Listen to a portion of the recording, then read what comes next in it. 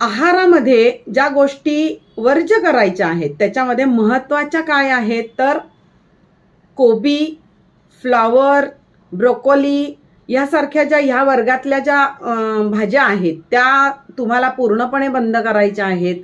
त्याच्यानंतर सोयाबीन जे आहे ते पूर्ण बंद करायचं आहे। शेंगदाणे जे आहेत ते पूर्ण आहारातून बंद करायचे आहेत, कारण हे जे काही पदार्थ आहेत हे तुमच्या थायरॉइडचं जे सिक्रिशन आहे, स्त्राव आहे, त्याच्यामध्ये अडथळे आणू शकतात। त्याच्यामुळे हे पदार्थ सगळे वर्ज्य करता आले तर पूर्णपणे वर्ज्य करायचे आहेत, ते अजिबात घ्यायचे नाही आहेत। त्याच्यानंतर घेण्याचे जे पदार्थ आहेत त्याच्यामध्ये तुम्ही लसूणाचा वापर खूप जास्त करायचा आहे आहारामध्ये। मग तो नाश्ता असू देत, दुपारचं जेवण असू देत, रात्रीचं जेवण असू देत, सगळीकडे तुम्हाला लसूण आणि कांदा याचा उपयोग जास्त करायचा आहे। कच्चा लसूण खाण्यापेक्षा त्याच्यावरती काहीतरी संस्कार करा, म्हणजे तुपाची फोडणी देताना त्याच्यात लसूण घाला किंवा तेलाची फोडणी देताना त्याच्यात लसूण घाला, हिंग घाला, हळद घाला, ह्याचा तडका द्या।